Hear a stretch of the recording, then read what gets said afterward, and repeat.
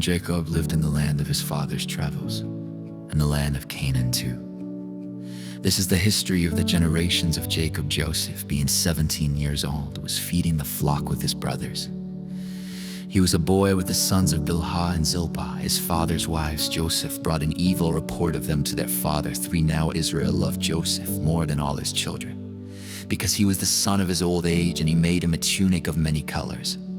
For his brothers saw that their father loved him more than all his brothers, and they hated him and couldn't speak peaceably to him. 5 Joseph dreamed a dream, and he told it to his brothers, and they hated him all the more. 6 He said to them, "Please hear this dream which I have dreamed." 7 For behold, we were binding sheaves in the field, and behold, my sheaf arose and also stood upright, and behold, your sheaves came around and bowed down to my sheaf. His brothers asked him, "Will you indeed reign over us? Will you indeed have dominion over us?" They hated him all the more for his dreams and for his words. 9 He dreamed yet another dream and told it to his brothers and said, "Behold, I have dreamed yet another dream, and behold, the sun and the moon and 11 stars bowed down to me." He told it to his father and to his brothers. His father rebuked him and said to him, "What is this dream that you have dreamed? Will I and your mother and your brothers indeed come to bow ourselves down to the earth before you?" His brothers envied him, but his father kept this saying in mind.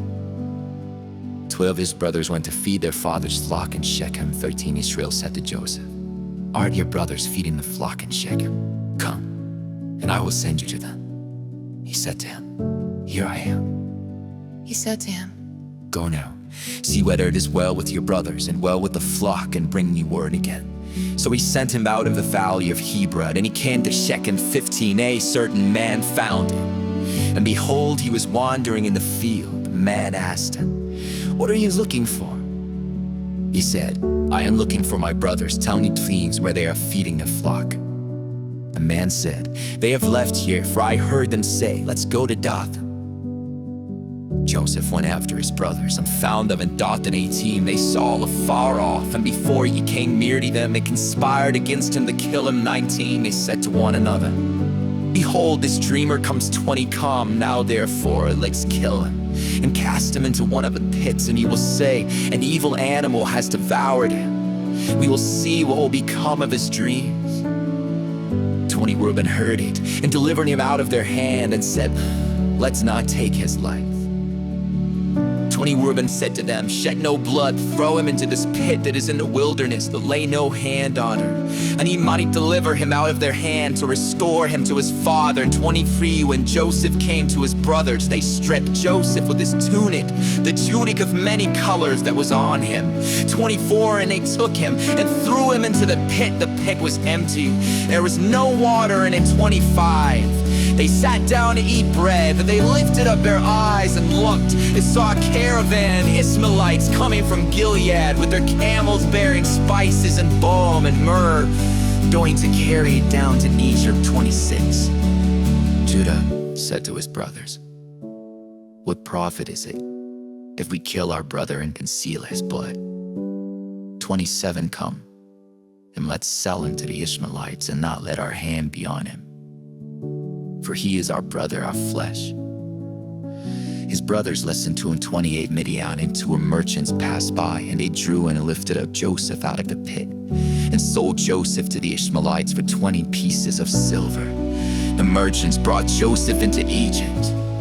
29 Reuben returned to the pit and saw that Joseph wasn't in the pit, and he tore his clothes. 30 He returned to his brothers and said, "The child is no more, and where will I go?" They took Joseph's tunic and killed a male goat and dipped the tunic in the blood. 32 They took the tunic of many colors, and they brought it to their father and said, "We have found this. Examine it now and see if it is your son's tunic or not." 33 He recognized it and said, "It is my son's tunic. An evil animal has devoured him. Joseph is without doubt torn in pieces." 34 Jacob tore his clothes and put sackcloth on his waist and mourned for his son many days. 35 All his sons and all his daughters rose up to comfort him, but he refused to be comforted. He said, for I will go down to Sheol to my son Mordi." His father wept for him. 36. And Midianites sold him into Egypt to Potiphar, an officer of Pharaoh's, the captain of the guard. At that time, Judah went down from his brothers and visited a certain Adullamite, whose name was Here too. There Judah saw the daughter of a certain Canaanite man named Shua. He took her, and when into her 3 she conceived and bore a son. And he named him Er, for she conceived again and bore a son. And she named him On, 5 she yet again bore a son, and named him Shelah. He was at Shezib when she bore him 6. Judah took a wife for her, his firstborn, and her name was Tamar. 7. Judah's firstborn was wicked in Yahweh's sight, so Yahweh killed him. Judah said to Onan, "Go into your brother's wife and perform the duty of a husband's brother to her, and raise up offspring for your brother."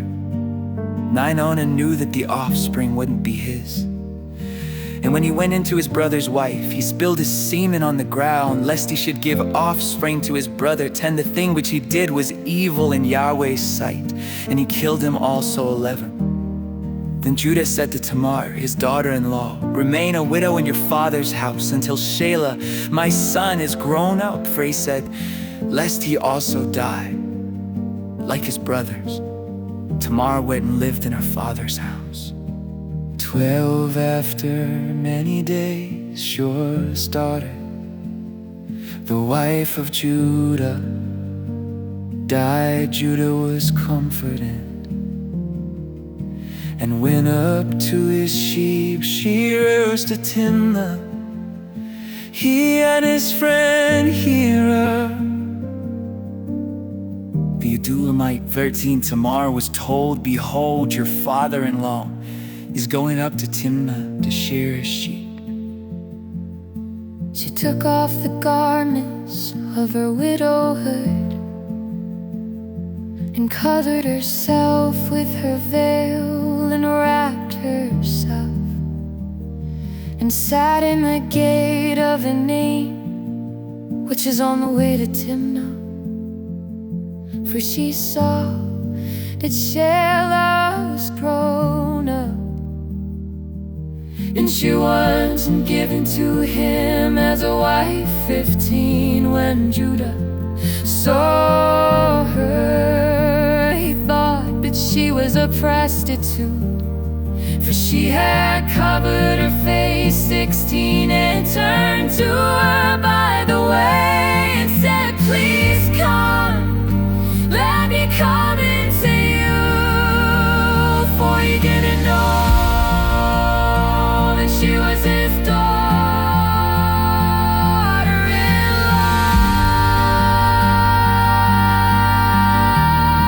She said, "What will you give me, 'cause you may come into me?"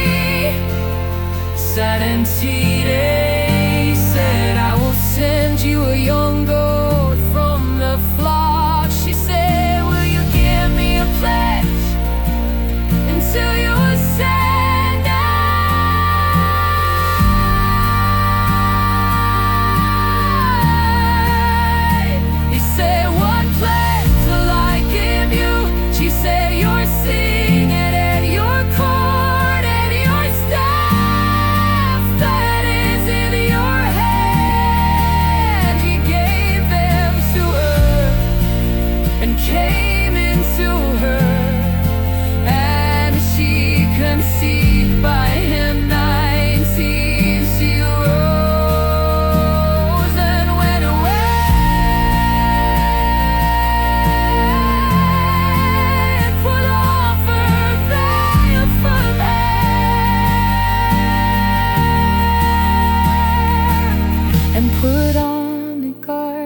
years of her widowhood. 20 Judah sent a young goat by the hand of his friend, ear to the might, to receive a pledge from the woman's hand.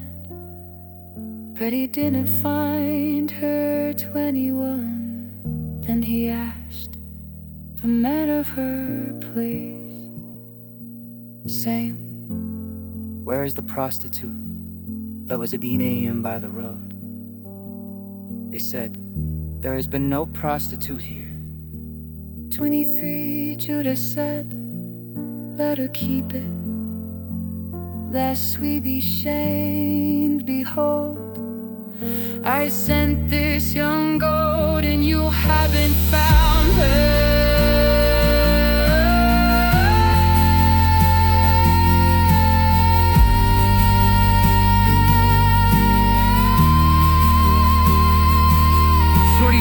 About 3 months later, Judah was full. Tamar, your daughter-in-law, has played the prostitute moral. Behold, she is a child like prostitution. Judah said, "Bring her out and let her be burned." 25, when she was brought out, she sold to her father-in-law, saying, "I am a child by the man who sees." She also said, "Please discern whose knees are the signet and the cords and the staff." 26 Judah acknowledged them and said, "She's more righteous than I, because I didn't give her to Shelah my son." He knew her again no more 27 in the time of her travail. Behold, twins were in her womb, 28 when she travailed. One put out a hand, and the midwife took and tied a scarlet thread on his hand, saying, "This came out first." 29 as he drew back his hand, behold, his brother came out. And she said, "Why have you made a breach for yourself?" Therefore his name was called Perez. 30 afterward his brother came out, who had the scarlet thread on his hand, and his name was called Sarah.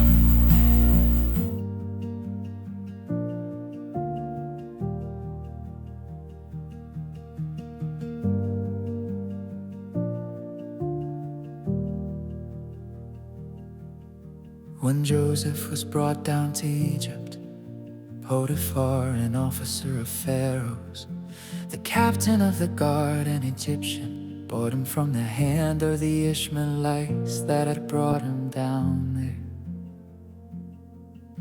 To Yahweh was with Joseph, and he was a prosperous man. He was in the house of his master, the Egyptian free-ace master. Saw that Yahweh was with him, and that Yahweh made all that he did prosper in his hand.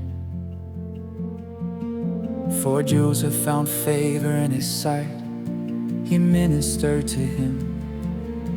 And Potiphar made him overseer over his house, and all that he had he put into his hand. Right from the time that he made him overseer in his house, and over all that he had, Yahweh blessed the Egyptian's house for Joseph's sake. Yahweh's blessing was on all that he had in the house, and in the field 6 he left all that he had in Joseph's hand. He didn't concern himself with anything except for the food which he ate. Joseph was well built and handsome 7 after these things. His master's wife set her eyes on Joseph, and she said, "Lie with me." But he refused and said to his master's wife, "Behold, my master doesn't know what is with me in the house." and he has put all that he has into my hand. And I know one is greater in this house than I am. And he has not kept back anything from me but you, because you are his wife. How then can I do this great wickedness and sin against God?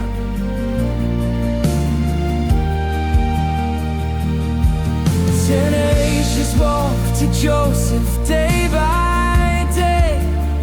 He didn't listen to her, to lie by her, or to be with her.